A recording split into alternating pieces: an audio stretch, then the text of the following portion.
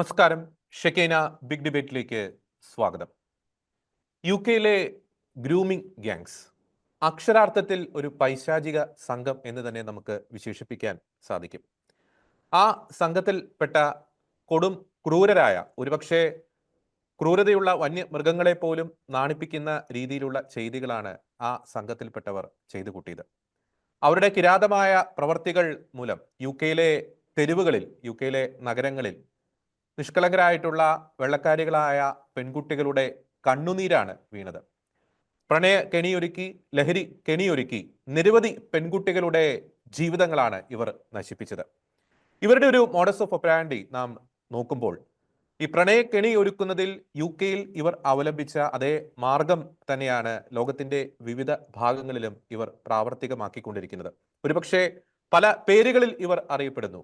U കെയിൽ grooming gang ആണെങ്കിൽ ഇന്ത്യയിൽ അത് ലവ് ജിഹാദ് ആയിരിക്കാം, ഒരുപക്ഷെ ഹോളണ്ടിൽ അത് ലവർ ബോയ് എന്ന പേരിലായിരിക്കാം അറിയപ്പെടുന്നത്. പക്ഷേ അതിനേക്കാളൊക്കെ ഉപരി നമ്മെ ആശങ്കപ്പെടുത്തുന്ന ഒരു വസ്തുത എന്ന് പറയുന്നത്, ഈ കിരാതമായിട്ടുള്ള ഒരു പൈശാചിക പ്രവൃത്തി നടന്ന് അത് തുടർന്നുകൊണ്ട് പോയി ഒരു പതിറ്റാണ്ടുകൾക്ക് ശേഷവും അതിനെതിരെ കാര്യമായിട്ടുള്ള ഒരു നടപടികൾ സ്വീകരിക്കുവാൻ അവിടുത്തെ ഭരണകൂടങ്ങൾ തയ്യാറായില്ല എന്നതാണ് നമ്മെ ഞെട്ടിപ്പിക്കുന്ന ഏറ്റവും വലിയ ഒരു വസ്തുത. അത് നടപടി എടുക്കാത്തത് വോട്ട് ബാങ്ക് രാഷ്ട്രീയത്തിന്റെയൊക്കെ ഒരു മറവിലാണ് ഇത്തരത്തിലുള്ള ഒരു നടപടികൾ അവർ സ്വീകരിക്കാതെ പോയത്. ഈ ഒരു സാഹചര്യത്തിൽ ഷെക്കീന ബിഗ് ഡിബേറ്റ് ചർച്ച ചെയ്യുന്നു. പ്രണയക്കെണികൾക്ക് സംരക്ഷണം ഒരുക്കുന്നത് ആര്? ഇന്ന് ഈ ചർച്ചയിൽ നമ്മോടൊപ്പം ചേരുന്നു ജർമ്മനിയിൽ നിന്നും മാധ്യമ പ്രവർത്തകൻ ശ്രീ ജോസ് കുമ്പളവേലി, ഒപ്പം തന്നെ ന്യൂസ് ഡെസ്കിൽ നിന്നും റോബിൻ മാത്യു ചേരുന്നു. ആദ്യം ന്യൂസ് ഡെസ്കിൽ നിന്നും റോബിൻ മാത്യു ചേരുകയാണ്. റോബിൻ, വളരെ ഞെട്ടിപ്പിക്കുന്ന ഒരു വാർത്തകളാണ് യു കെയിൽ നിന്നും വന്നുകൊണ്ടിരിക്കുന്നത്. ഇത് സംഭവിച്ച് വർഷങ്ങൾ കഴിഞ്ഞു. പക്ഷേ എങ്കിൽ പോലും ഈ അടുത്ത ദിവസങ്ങളിൽ എലോൺ മസ്ക് യു കെ പ്രധാനമന്ത്രിക്കെതിരെ നടത്തിയ പരാമർശങ്ങളുടെ പേരിലാണ് ഈ സംഭവങ്ങൾ വീണ്ടും ചർച്ചയാക്കുന്നത്. ഈ സംഭവങ്ങൾ, അവിടെ നടന്ന കിരാതമായ പ്രവർത്തികൾ ആഴത്തിൽ നാം പഠിക്കുമ്പോൾ എത്രത്തോളം ഞെട്ടൽ ഉളവാക്കുന്ന സംഭവങ്ങളാണ് അവിടെ അരങ്ങേറിയത്? നാം അതിനെ ഒന്ന് വിശകലനം ചെയ്യുമ്പോൾ റോബിൻ മാത്യു. നമ്മൾ ഇതിനെ വിശദമായിട്ട് ഒന്ന് പരിശോധിക്കുമ്പോൾ നമുക്ക് ഈ കഴിഞ്ഞ ദിവസം ബ്രിട്ടീഷ് പാർലമെന്റിൽ ഒരു എം പി പറയുന്ന ഒരു സാഹചര്യം ഉണ്ടായിരുന്നു. 2.5 ലക്ഷത്തോളം ബ്രിട്ടനിലെ പെൺകുട്ടികൾക്ക് അവരുടെ മാനം പോകുന്ന സാഹചര്യം ഉണ്ടായിരുന്നു. അപ്പോൾ ആ സമയത്ത് ഡിവിഷൻ ഡയറക്ടറായിരുന്ന ഇപ്പോഴത്തെ പ്രധാനമന്ത്രിയായ കീർ സ്റ്റാർമർ അന്ന് എന്തെടുക്കുകയായിരുന്നു. അദ്ദേഹം രാജിവെക്കേണ്ട ആവശ്യമുണ്ടെന്ന് അടക്കമുള്ള രീതിയിലുള്ള ആരോപണങ്ങൾ ഉന്നയിക്കുന്ന സാഹചര്യം ഉണ്ടായിരുന്നു. പക്ഷേ ഇത് നമ്മൾ കുറെ പുറകോട്ട് പോകുമ്പോൾ ഇപ്പോൾ എലോൺ മസ്ക് ഇപ്പോൾ പുതിയതായിട്ട് ഈ ആരോപണം ഉന്നയിക്കുന്ന സാഹചര്യത്തിലാണ് വീണ്ടും ബ്രിട്ടനിൽ ഇത് കാര്യമായിട്ട് ചർച്ചയിലേക്ക് വരുന്നത്. കാരണം ഏകദേശം അവിടെ ബ്രിട്ടനിലെ ഇടതുപക്ഷ ഗവൺമെന്റ്, അദ്ദേഹത്തിന്റെ ലിബറൽ പാർട്ടി, അവർ രാജിവെക്കേണ്ട സാഹചര്യമുണ്ട് എന്നുള്ള രീതിയിൽ അവിടെ നിന്ന് എലോൺ മസ്ക് ആരോപണം ഉന്നയിക്കുന്ന സാഹചര്യം. അപ്പോഴാണ് ഇത് കൂടുതൽ ചർച്ചയാകുന്നത്. പക്ഷേ ഇത് 1997 മുതൽ 2012 വരെ നടന്ന പീഡനങ്ങളുടെ കണക്കാണ് ഇപ്പോൾ, അതിന്റെ കാര്യങ്ങളാണ് പുറത്തു വരുന്നത്. അതിനോടനുബന്ധിച്ച് നടന്ന അന്വേഷണങ്ങളാണ് പുറത്തു വരുന്നത്. അത് വളരെ സീരിയസ് ആണ്. ഏകദേശം എനിക്ക് തോന്നുന്നു ഒരു വർഷത്തിനുള്ളിൽ തന്നെ ഏകദേശം 16,000-ന് മുകളിൽ പെൺകുട്ടികൾ പീഡനത്തിന് ഇരയാകുന്ന സാഹചര്യം ഉണ്ടായി എന്ന് ഉള്ള റിപ്പോർട്ടുകൾ പുറത്തു വന്നിരുന്നു. പക്ഷെ അതിൽ ഏകദേശം മൊത്തത്തിൽ എനിക്ക് തോന്നുന്നത് അവര് കൃത്യമായി ഇൻവെസ്റ്റിഗേഷനോട് അനുകൂലിച്ച ആളുകളുടെ എണ്ണം ഏകദേശം 1,400 അതിനടുത്താണ് ഈ അന്വേഷണവുമായി സഹകരിച്ച് കൃത്യമായി ഇതിന് എവിഡൻസ് എല്ലാം കൊടുക്കാൻ തയ്യാറായ ആളുകളുടെ കണക്ക് വരുന്നത്. നമുക്കറിയാം, ബ്രിട്ടൻ അത്രയും ലിബറൽ ആയിട്ടുള്ള ഒരു രാജ്യമാണ്. അതുപോലെ തന്നെ അവർ ഈ കേസന്വേഷണത്തിൽ ആദ്യം പോലീസ് ഇടപെടാൻ വിസമ്മതിച്ചതിനെ കുറിച്ച് തന്നെ പോലീസ് പറയുന്നത് അവർക്കെല്ലാം ഉള്ള ഒരു ഭയം എന്ന് പറയുന്നത്, അതുപോലെ തന്നെ ബ്രിട്ടീഷ് പൊളിറ്റീഷ്യൻസിനും ഇതിനെക്കുറിച്ച് സംസാരിക്കാനുള്ള ഒരു ഭയം എന്ന് പറയുന്നത്, ഈ എത്തിനിസിറ്റിക്കെതിരെ സംസാരിക്കുമ്പോൾ ഉണ്ടാകുന്ന ഒരു ഭയം, അത് അവരെ ഭയങ്കരമായിട്ട് അലട്ടിയിരുന്നു എന്നുള്ളതാണ്. അതുകൊണ്ടാണ് പലപ്പോഴും ഇതിനോടനുബന്ധിച്ചുള്ള കൗൺസിലർമാരടക്കം, അതുപോലെ തന്നെ ഇത് അറിഞ്ഞ NGO-കളുടെ ഭാഗത്തു നിന്നടക്കമുള്ള കാര്യങ്ങളിൽ ഒരു വലിയ വീഴ്ചയ്ക്കുള്ള സാഹചര്യം ഉണ്ടായത് ബ്രിട്ടന്റെ ആ ഒരു മനോഭാവമാണ്. ബ്രിട്ടനിലെ അങ്ങനെയുള്ള ഒരു മനോഭാവമാണ് എന്നുള്ളൊരു കാര്യം കൂടി നമ്മൾ എടുത്ത് പറയേണ്ടതുണ്ട്. ഇനി നമ്മൾ ഇതിന്റെ കൃത്യമായ ഒരു അവസ്ഥയിലേക്ക് പോകുകയാണെങ്കിൽ, ഈ പെൺകുട്ടികൾ 11 വയസ്സിനും 17 വയസ്സിനും ഇടയിലുള്ള പെൺകുട്ടികളുടെ കണക്കാണിത്. അതിനു മുകളിലുള്ള സ്ത്രീകളുടെ വേറെയാണ് കണക്ക്. അപ്പോൾ ഈ 11 വയസ്സിനും 17 വയസ്സിനും ഇടയിലുള്ള പെൺകുട്ടികളുടെ ഏത് രീതിയിൽ ഇവരെ പീഡിപ്പിച്ചു എന്നും ഏത് രീതിയിൽ ഇവരെ ഈ ഒരു അവസ്ഥയിലേക്ക് ഇവർ കൊണ്ടുവന്നു എന്നുള്ളത് വളരെ ഭീകരമായിട്ടുള്ള വസ്തുതയാണ്. കാരണം ലോകത്തിൻ്റെ പല ഭാഗങ്ങളിൽ ഈ ഇസ്ലാമിക ഭീകരവാദികൾ അല്ലെ ഇസ്ലാമിക റാഡിക്കലൈസ്ഡ് ആയിട്ടുള്ള ആളുകൾ നടത്തിയിട്ടുള്ള ക്രൂരമായ പീഡനങ്ങളുടെ, സ്ത്രീകളോട് നടത്തിയിട്ടുള്ള പീഡനങ്ങളുടെ എല്ലാം സമാനമായ ഒരവസ്ഥ അതിൻ്റെ ഈ ബ്രിട്ടൻ്റെ ഒരു നിയമ വ്യവസ്ഥയുടെ നൂലാമാലകൾ ഉപയോഗിച്ച് ഇവർ നടത്തി എന്നുള്ളതാണ് ഏറ്റവും പ്രധാനപ്പെട്ട വസ്തുത. അപ്പോൾ ഇതിൻ്റെ ഉള്ളിൽ ഈ പെൺകുട്ടികളെ ഇവർ എങ്ങനെയാണ് കുടുക്കിയത് എന്ന് നമ്മൾ പരിശോധിക്കുമ്പോൾ, ഈ ചെറിയ പെൺകുട്ടികൾ, നമുക്കറിയാം 11-12 വയസ്സുള്ള ആ പ്രായത്തിലുള്ള പെൺകുട്ടികളെ ഇപ്പോൾ ആ പെൺകുട്ടികളെ ഇപ്പോൾ അവർ സ്വീറ്റ്സ് കൊടുത്തോ, അതും അല്ലെങ്കിൽ അതുപോലുള്ള ഭക്ഷണ സാധനങ്ങൾ കൊടുത്തോ, അങ്ങനെ അതുപോലെ പാർക്കുകളിൽ കൊണ്ടുപോയി അവരെ എന്തെങ്കിലും കളിപ്പാട്ടം പോലുള്ള അവർക്ക് ഇഷ്ടപ്പെട്ട സാധനങ്ങൾ മേടിച്ചു കൊടുത്തോ ഒക്കെ അവർ കയ്യിലെടുക്കുന്ന ഒരു സാഹചര്യം ഉണ്ടായി. പിന്നെ അതുപോലെ തന്നെ അതിലും അല്പം കൂടെ പ്രായം കൂടിയ പെൺകുട്ടികളെ ഇവർ ആൽക്കഹോള് അതുപോലുള്ള ഡ്രഗ് അടക്കമുള്ള കാര്യങ്ങൾ കൊടുത്ത് ഇവർ കീഴടക്കുന്ന സാഹചര്യം എന്ന് വെച്ചാൽ അത് ഇനീഷ്യൽ സ്റ്റേജ് ആണ്. ഇപ്പോൾ ഒരു പെൺകുട്ടി ഒരു സംഭവം പറഞ്ഞത് ഇപ്പോഴും ഞാൻ ഓർക്കുന്നത്, ഈ പെൺകുട്ടി വീട്ടിലേക്ക് നടന്നു പോകുമ്പോൾ ഒരാൾ ടാക്സിയിൽ വരുന്നു, ടാക്സിയിൽ വന്ന് വെച്ചിട്ട് നിരന്തരമായി ഞാൻ ലിഫ്റ്റ് തരാം, വീട്ടിൽ കൊണ്ടുവിടാം എന്ന് പറഞ്ഞ് ഒരുപാട് നേരം ഈ പെൺകുട്ടിയെ നിർബന്ധിക്കുന്നു. പെൺകുട്ടി കോൺസ്റ്റന്റ് ആയിട്ട് പറയുന്നു വേണ്ട വേണ്ട എന്ന് പറഞ്ഞ് പോകുന്ന സാഹചര്യം ഉണ്ടായിരുന്നു. പക്ഷെ പുറകെ നടന്ന് ഇയാൾ ശല്യപ്പെടുത്തുന്നു. അവസാനം ഈ പെൺകുട്ടി തിരിഞ്ഞ് ഓടിപ്പോകുന്ന ഒരു സാഹചര്യം ഉണ്ടായപ്പോൾ പെൺകുട്ടിയെ ചീത്ത വിളിച്ച് ഇയാൾ കടന്നു പോകുന്നു. അങ്ങനെ ഒരു സംഭവം ഉണ്ടാകുന്നു. എന്ന് വെച്ചാൽ ഈ ടാക്സി ഡ്രൈവർമാരടക്കം ഇങ്ങനെ പല രീതികളിൽ ഈ അവിടേക്ക് കുടിയേറി വന്ന ഈ ഇസ്ലാമിസ്റ്റുകൾ ഈ പെൺകുട്ടികളെ, വൈറ്റ്സ് പ്രത്യേകിച്ച്, അതാണ് അതിൻ്റെ ഉള്ളിൽ ഏറ്റവും പ്രധാനപ്പെട്ട ഒരു കാര്യം, വൈറ്റ്സ് ആയിട്ടുള്ള പെൺകുട്ടികളെ ആണ് ഇവർ ടാർഗറ്റ് ചെയ്തത് എന്നുള്ളതാണ്.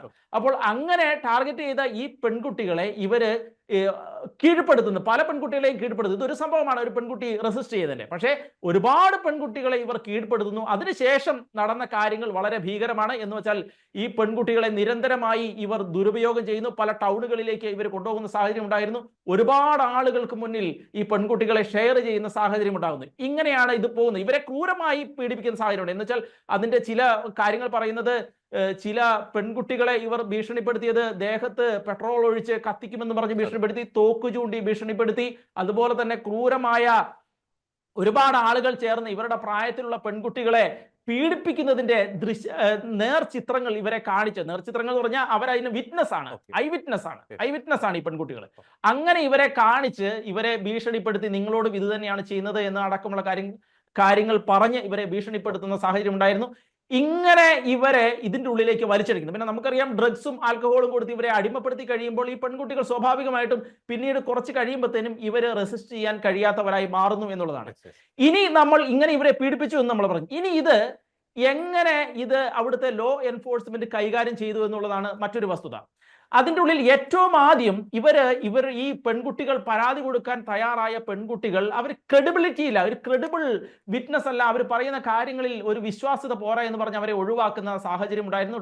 അപ്പോൾ അങ്ങനെ ആദ്യകാലങ്ങളിൽ അങ്ങനെ സംഭവിച്ചു.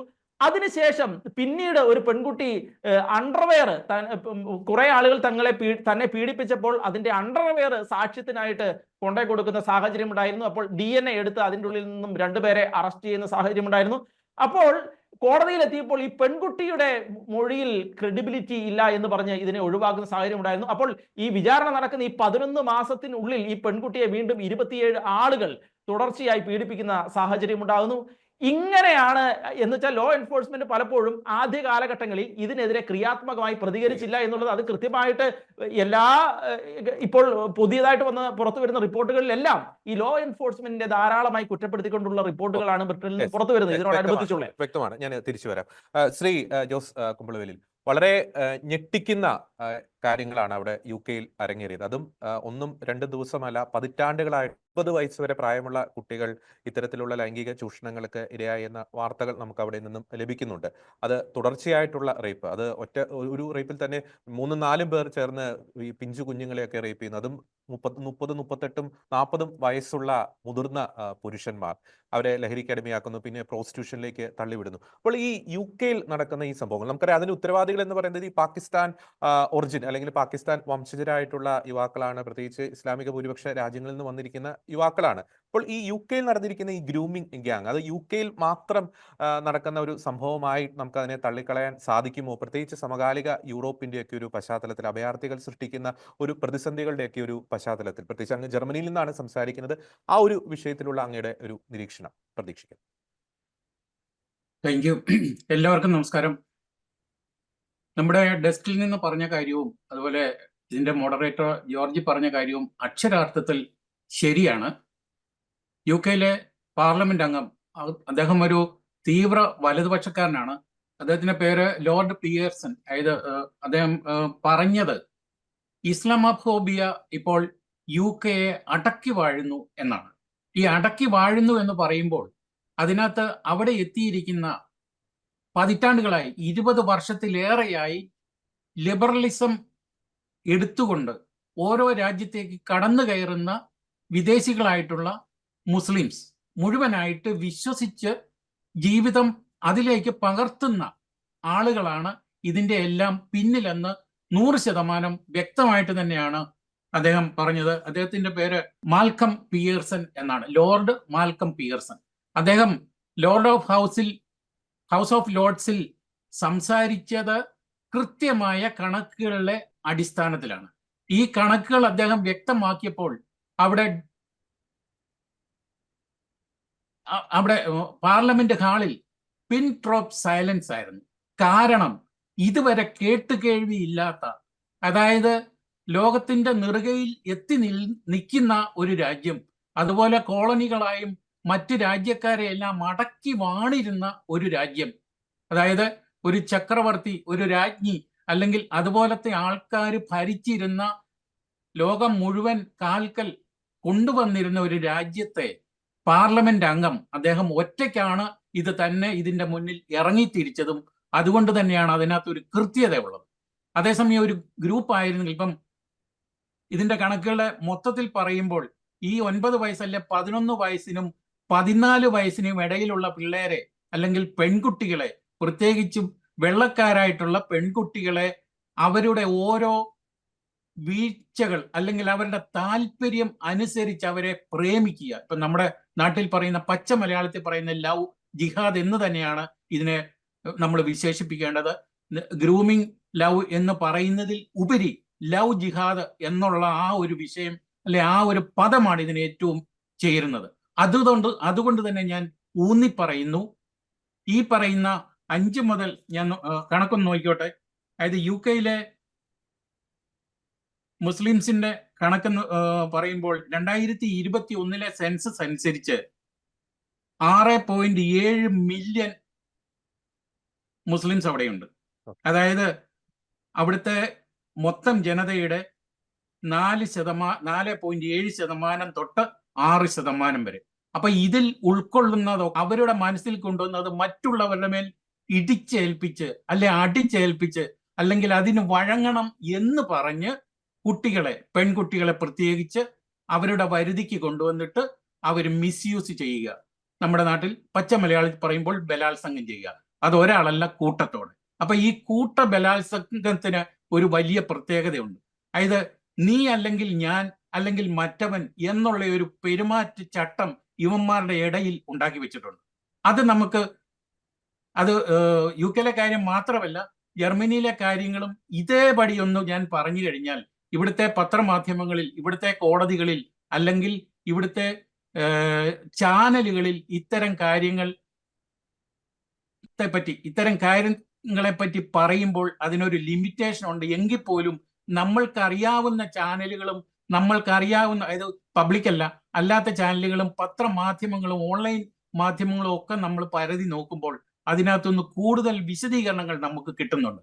അപ്പോൾ ഒരു പെൺകുട്ടിയെ, അതും പറക്കമുറ്റാത്ത അല്ലെങ്കിൽ 18 വയസ്സ് തികയാത്ത കുട്ടികളെ ഇവര് കൂട്ട ബലാത്സംഗം ചെയ്യുമ്പോൾ അതിന്റെ ഇരയായി തീർന്ന ആ കുട്ടിയുടെ മാനസികാവസ്ഥ കണ്ടാണ് ഇവർ ആസ്വദിക്കുന്നത്. അതിനുപരി അതിന്റെ ശരീരം കൂടെ.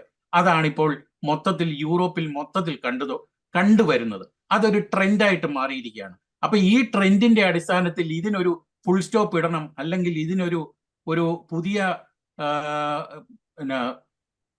നടപ്പ്, അതായത് നിയമം കൊണ്ടുള്ള ഒരു നടപ്പിലാക്കൽ കൊണ്ടുവരണം എന്ന ഒരു വ്യക്തതയോടെയാണ് ലോർഡ് പിയേഴ്സൺ ഇത് പാർലമെന്റിൽ അവതരിപ്പിച്ചത്.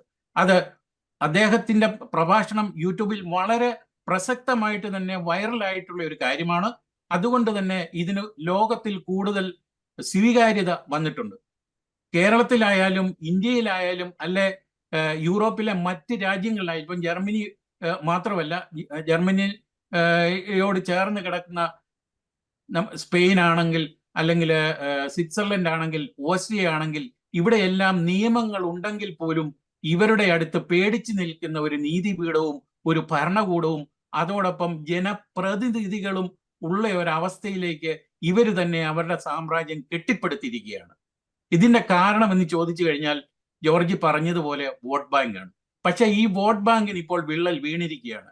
ജർമ്മനിയിൽ അടുത്ത കാലത്ത് ഈ കഴിഞ്ഞ ഇടയിൽ നടന്ന ആ സംഭവവും അതിനു മുമ്പ് നടന്ന സംഭവവും ഈ കഴിഞ്ഞ വർഷം 7 തവണയാണ് ജർമ്മനിയെ ഞെട്ടിച്ച പ്രശ്നങ്ങൾ ഉണ്ടായത്. അത് കത്തിയായാലും, അത് തോക്കായാലും, അത് കാറ് കയറ്റി അല്ലെങ്കിൽ വാഹനം ഇടിപ്പിച്ച് വാഹനം കയറ്റി നടത്തുന്ന ഭീകരതയായാലും എന്ത് വന്നാലും ഇതിന് ജർമ്മനി ഇപ്പോൾ ഞെട്ടിയിരിക്കുകയാണ്. ജർമ്മനിയുടെ നെഞ്ചിനകത്ത് കത്തി ഇറക്കി കഴിഞ്ഞു. അത് വലിച്ചൂരിയെങ്കിൽ പോലും ആ വേദനയിൽ ഇപ്പോൾ ജർമ്മനി മുന്നോട്ട് പോയിക്കൊണ്ടിരിക്കുകയാണ്. ഇത് തന്നെയാണ് ഇതിന്റെ ഒരു പതിപ്പാണ് UK നടന്നുകൊണ്ടിരിക്കുന്നത്. അപ്പൊ അത് ഒരു ഒറ്റ വാചകം കൂടെ പറയാം. അതായത് ഈ ലോർഡ് പിയർസൺ പറഞ്ഞ ഒരു കാര്യമുണ്ട്, റാഡിക്കൽ എന്നുള്ള ആ വാക്ക് അദ്ദേഹം അത് പല തവണ അദ്ദേഹത്തിന്റെ ആ പ്രസംഗത്തിൽ എടുത്തു പറഞ്ഞു. ഈ റാഡിക്കൽ എന്ന് പറയുന്നത് ഇവര് പവർ ഓഫ് ബോംബ് ആയിട്ടാണ് അവിടെ ഇപ്പോൾ ഇറക്കിയിരിക്കുന്നത്. അതിന്റെ അർത്ഥം ഞാൻ മലയാളത്തിലേക്ക് മാറ്റുന്നില്ല, ഇത് ഏത് കൊച്ചുകുട്ടിക്കും മനസ്സിലാകുന്ന ഒരു രീതിയിലാണ് അദ്ദേഹം പറഞ്ഞു വെച്ചിരിക്കുന്നത്. അപ്പൊ ഇതിന്റെ പരിണത ഫലമാണ് ഇനി UK അനുഭവിക്കാൻ പോകുന്നത്. അതുപോലെ തന്നെ സമീപ രാജ്യമായ ജർമ്മനി ആയാലും അല്ല യൂറോപ്പിലെ മറ്റ് രാജ്യങ്ങൾക്കൊക്കെ തന്നെ ഇതിന്റെ വഴിയെ ചിലപ്പോൾ നടക്കേണ്ടി വരും എന്നുള്ള കാര്യം കൂടി ഞാൻ ഇപ്പോൾ ഇത്തരുണത്തിൽ ഓർമ്മിപ്പിക്കുകയാണ്. ഓക്കെ. ഒപ്പം തന്നെ അങ്ങ് തുടക്കത്തിൽ സൂചിപ്പിച്ച ശ്രദ്ധേയമായിട്ടുള്ളൊരു ആശയമുണ്ട്. സൂര്യൻ അസ്തമിക്കാത്ത സാമ്രാജ്യം എന്നാണ് നമ്മൾ ബ്രിട്ടീഷ് ഭരണകൂടത്തെ വിശേഷിപ്പിച്ചിരുന്നത്. നിരവധി രാജ്യങ്ങളെ തങ്ങളുടെ ചൊൽപ്പടിക്ക് നിർത്തിയിരുന്ന ഒരു ഭരണകൂടം. പക്ഷേ ആ ഒരു ഭരണകൂടം തങ്ങൾ അഭയം കൊടുത്തവരുടെ മുന്നിൽ മുട്ടുകുത്തി നിൽക്കേണ്ട ഒരു അവസ്ഥ. നേരത്തെ റോബിൻ പറഞ്ഞ പോയിന്റ് ഉണ്ട്. അതായത് പലപ്പോഴും ഈ കേസുകളുമായി ബന്ധപ്പെട്ട് പോലീസിനെ സമീപിക്കുന്ന ഇരകൾ അവർ തന്നെ പ്രതികളാക്കപ്പെട്ട ചില സംഭവങ്ങളൊക്കെ നമുക്ക് കാണാൻ സാധിച്ചു. അപ്പോൾ അവർ ഈ പോലീസ് സ്റ്റേഷനിലേക്കൊക്കെ എത്തുമ്പോൾ ഒരു പോലീസ് ഉദ്യോഗസ്ഥന്റെ ഒരു വാക്കാണ്, ഞങ്ങൾ ഒരിക്കലും ഒരു റേസിസ്റ്റ് ഒരു കലാപം ഉണ്ടാക്കാൻ ഞങ്ങൾ ആഗ്രഹിക്കുന്നില്ല എന്നൊക്കെ പറഞ്ഞ് അതിനെ നിസാരവൽക്കരിക്കുന്ന ഒരു രീതിയിലേക്ക് കാര്യങ്ങൾ പോകുന്നു. നമുക്കറിയാം ഈ ഒരു സംഭവം എന്ന് പറയുന്നത് ദൂരവ്യാപകമായിട്ടുള്ള ഇമ്പാക്റ്റ് ആണ് ഉണ്ടാക്കുന്നത്.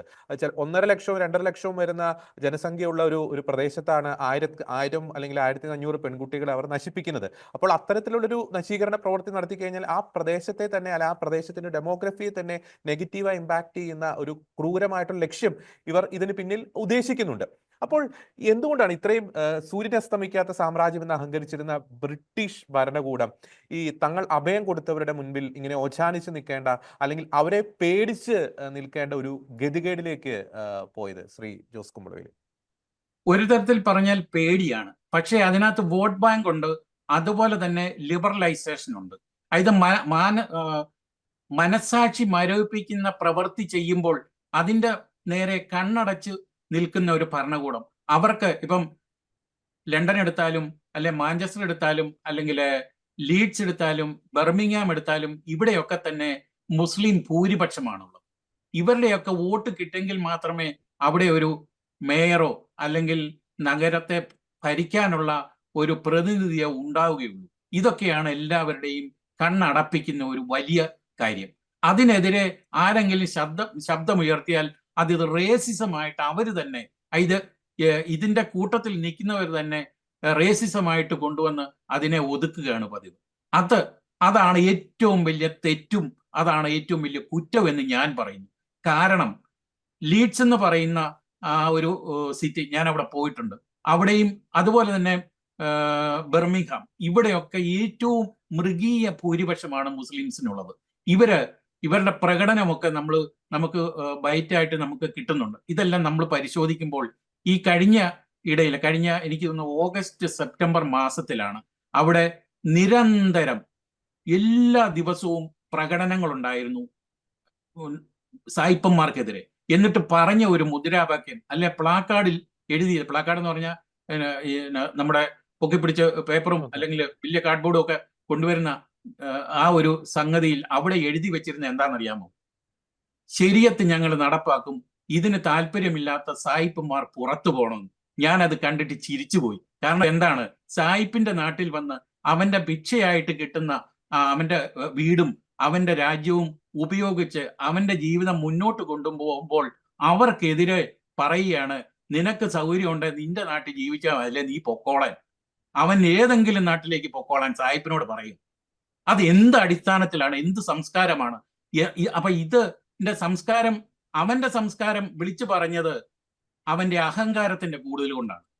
ഇത് എണ്ണീറ്റ് നടക്കാൻ മേലാതെ രാജ്യത്ത് കടന്നുകൂടി രാജ്യത്ത് വന്നു കയറിയ അവന് ഭിക്ഷാന്തേകിയെ പോലെ വല്ലതും കിട്ടിക്കഴിഞ്ഞ് അവന്റെ അസ്ഥിയും അവന്റെ മജ്ജയും മാംസവും ഒക്കെ വളർന്ന് ശക്തി ആർജിച്ച് അവൻ ഒരു ഒരു മനുഷ്യനല്ല ഒരു മൃഗമായിട്ട് തീർന്നു കഴിഞ്ഞപ്പോൾ അവന്റെ ഉള്ളിൽ കിടക്കുന്ന മൃഗം പുറത്തു വരുന്നത് ഈ രൂപത്തിലാണ്.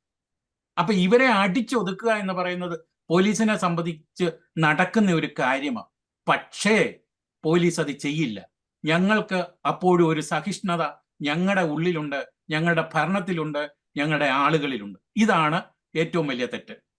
ഈ തെറ്റിന് കൊട പിടിച്ചുകൊണ്ടാണ് ഭരണാധികാരികൾ നിൽക്കുന്നത്. ഭരണക്കാർക്ക് പറയാം, ഇപ്പം സ്റ്റാർമറാണ് ഇപ്പോൾ ഭരിച്ചുകൊണ്ട്, കീർ സ്റ്റാർമറാണ് പ്രധാനമന്ത്രിയായിട്ട് നിൽക്കുന്നത്.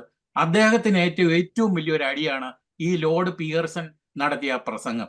ഇതുവരെയായിട്ട് ഒരു മനുഷ്യനും ഒരു കണക്കിലൂടെയും ഒരു വിസ്താരത്തിലൂടെയും കൊണ്ടുവരാത്ത ഒരു കാര്യം അദ്ദേഹം കണ്ടുപിടിച്ച് കൊണ്ടുവന്നു കഴിഞ്ഞപ്പോൾ അത് UK-യുടെ ഏറ്റവും വലിയ ഒരു വീഴ്ചയായിട്ടാണ് ലോകം കണ്ടിരിക്കുന്നത്.